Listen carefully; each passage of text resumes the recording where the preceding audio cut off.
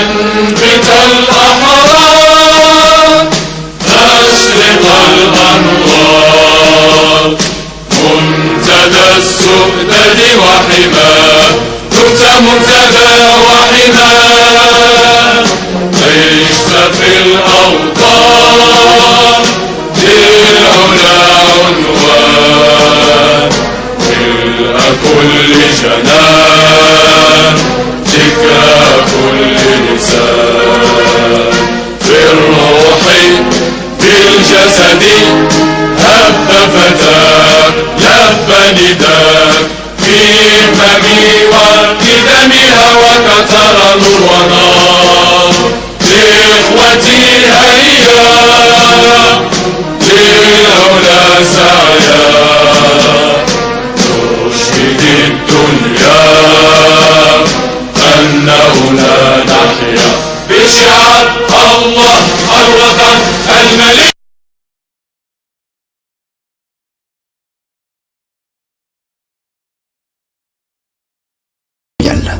Le Maroc est divisé en 12 régions administratives. Ces régions n'ont pas vraiment de nom puisqu'elles se contentent pour la plupart de porter le nom des principales villes. Par exemple, la région de Fès-Meknès s'appelle ainsi car on y trouve les villes de Fès et Meknès. On peut remarquer que le découpage des régions ne coïncide pas avec la limite entre le Sahara occidental et le reste du Maroc, cette limite n'ayant aucun sens dans l'administration marocaine. Ces 12 régions sont subdivisées en 75 provinces et préfectures. 13 sont des préfectures et 62 des provinces. Dans les deux cas, c'est une subdivision de deuxième niveau. La différence de terminologie relève de la dominante rurale ou urbaine. Par exemple, la région Fès-Meknès est subdivisée en 9 provinces et préfectures. 7 sont des provinces alors que 2 sont des préfectures. En l'occurrence, la préfecture de Fès et la préfecture de Meknès. Elles sont des préfectures car ne comportant qu'une ville chacune. Et ces 75 provinces et préfectures sont subdivisées en 1503 municipalités. Les préfectures peuvent être divisées en plusieurs municipalités. Par exemple, la préfecture de Fès est divisée en 2 municipalités, dont une est Fès, mais dans le fond c'est la même ville ou la même agglomération. Démographie. Le Maroc est peuplé de 34 millions d'habitants environ. La région la moins peuplée est celle tout au sud, celle de Dakhla Oued Het Dahab. Elle fait moins de 150 000 habitants, mais c'est aussi la région la plus grande en superficie. Si on prend les 3 régions les plus au sud, on compte environ un peu moins d'1 million d'habitants pour une superficie de 317 000 km². Cela signifie qu'1 million d'habitants vivent sur 45% du territoire. Concentrons-nous sur les 9 autres régions bien plus peuplées. 33 millions d'habitants vivent sur un territoire de 400 000 km² environ, soit une densité de 80 habitants au km². On estime à 60% la population marocaine urbaine. Et ce qui est particulièrement intéressant, c'est la répartition des agglomérations dans cette zone du pays. Les agglomérations y sont plutôt bien réparties. Réseau. Le réseau urbain du Maroc est assez original. Contrairement à la plupart des pays d'Afrique, il n'y a pas qu'une seule grande ville qui détient tous les pouvoirs. Ici, la plus grande ville est Casablanca. Avec son agglomération, elle atteindrait les 5 millions d'habitants. C'est la métropole économique, mais ce n'est pas la capitale. À moins de 100 km de celle-ci, on trouve Rabat, qui avec Salé et Témara forme une conurbation de presque 2 millions d'habitants.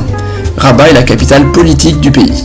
Si on prend les 2 grandes régions administratives de Casablanca et Rabat, on obtient une population de plus de 11 millions d'habitants.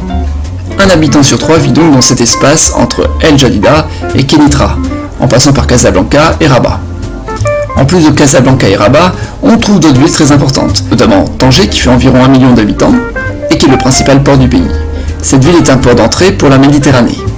On compte aussi les 4 villes impériales, dont Rabat fait partie, avec Fès, 1 million d'habitants, Marrakech, 1 million aussi, et Meknès, 600 000 habitants. À cela, on peut ajouter Agadir, la grande station balnéaire, Tétouan, la ville sur la Méditerranée, et Oujda, la ville frontalière avec l'Algérie, chacune faisant plus d'un demi-million d'habitants.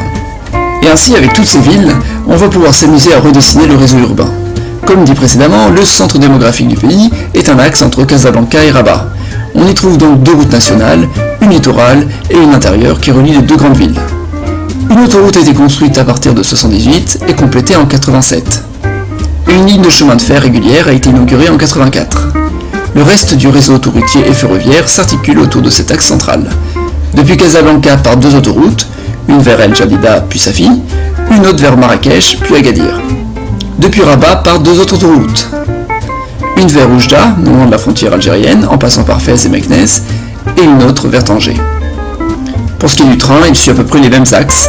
Un axe qui va de Marrakech jusqu'à Tanger, un autre qui va de Kénitra jusqu'à la frontière algérienne. Ce chemin de fer s'accompagne d'un grand projet de ligne à grande vitesse qui devrait sur le long terme raccourcir le temps de trajet entre Tanger et Marrakech. Le premier tronçon devrait être inauguré à la mi-2018. Cette ligne sera la toute première ligne à grande vitesse sur le continent africain et inscrira le Maroc dans un tout nouveau modèle économique du transport. Pour ce qui est du réseau aérien, c'est un réseau très tourné vers l'international. Casablanca, Marrakech et Agadir sont les 3 aéroports à dépasser le million de passagers annuels. On peut aussi compter Fès, Tanger et Rabat qui accueillent entre 600 000 et 800 000 passagers chacun. On compte une quinzaine d'aéroports internationaux dans le pays. En fait, on peut dire que le Maroc fait partie du ciel européen. Le pays est relié avec de nombreux pays d'Europe via des compagnies qui se sont développées avec la libéralisation du ciel. Les normes ont tendance à se rapprocher. Mais pour ce qui est des vols internes, les lignes sont peu développées. Une compagnie de vol domestique avait été créée en 1996, Regional Airlines, qui a été rachetée par Air Arabia pour devenir Air Arabia Maroc en 2009. La même année, Royal Air Maroc crée une filiale régionale, Ram Express. Cette dernière est pratiquement la seule à proposer des vols internes, presque tous entre Casablanca et les autres villes. Économie. Le Maroc est considéré comme un pays en voie de développement. En termes de PIB, le pays est la 5e puissance économique d'Afrique, juste après l'Algérie. Selon Forbes, en 2016, le Maroc est le 51e pays où investir, soit le 2e d'Afrique après l'Afrique du Sud et le 2e du monde arabe après les Émirats arabes unis.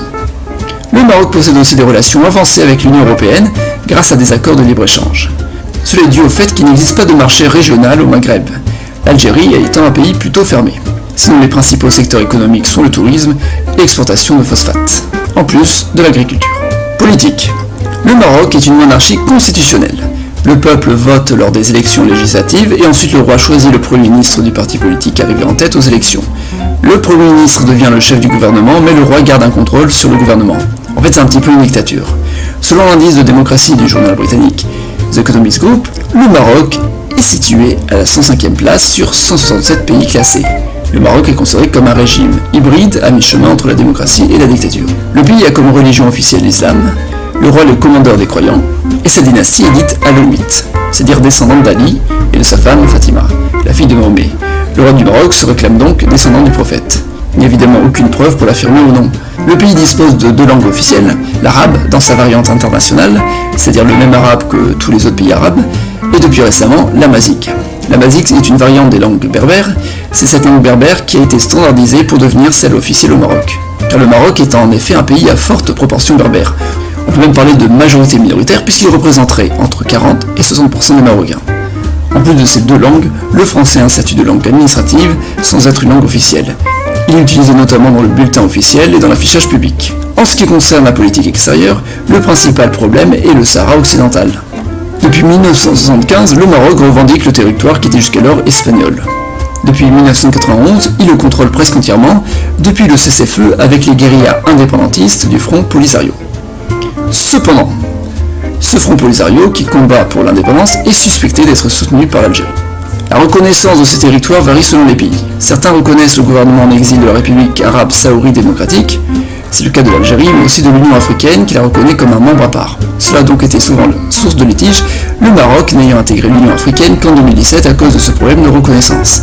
L'ONU, quant à elle, considère que le Sahara occidental est un territoire non occupé. La République arabe saoudite démocratique n'existe donc pas selon elle, mais ni l'occupation marocaine. Le Sahara occidental est donc officiellement le seul territoire considéré comme n'appartenant à personne, selon l'ONU, en dehors de l'Antarctique. Le Maroc dispose d'autres problèmes frontaliers. En 1994, un attentat à Marrakech est commis par des Français d'origine marocaine, pour certains, algérienne pour d'autres. Cet attentat a eu lieu pendant la période noire de la guerre civile algérienne et fait 2 morts. C'est pratiquement la première fois qu'un attentat touche le pays, et le Maroc décide le jour même de fermer sa frontière avec l'Algérie par mesure de sécurité. Et depuis, la frontière est toujours close. Un autre problème de frontière, celui entre l'Espagne et le Maroc. L'Espagne dispose de 2 enclaves en Afrique, Ceuta et Melilla, le Maroc les revendique. Même si la revendication date des années 60, c'est en 2002 qu'eut lieu la plus grave crise, celle de l'îlot Persil, île occupée temporairement par le Maroc et récupérée par l'Espagne peu de temps après. Son dernier voisin est la Mauritanie. Là encore, ça ne va pas, ce pays soutient la guérilla Polisario dans le Sahara occidental. La frontière entre les 2 pays est donc très surveillée. Et à ça s'ajoute la frontière avec la République saoudite qui revendique le Sahara occidental, mais qui en contrôle une petite partie. Laayoune est la capitale de la République saoudite, comme cette dernière est sous contrôle marocain, la capitale a été placée à Bir Lalou, dans la zone contrôlée. Cependant, le gouvernement y siège très rarement et est en exil en Algérie. Dernier petit problème, une frontière maritime cette fois-ci, celle entre les îles Canaries qui appartiennent à l'Espagne et la côte marocaine qui est en partie une frontière avec les eaux territoriales du Sahara occidental. Et voilà, c'est tout ce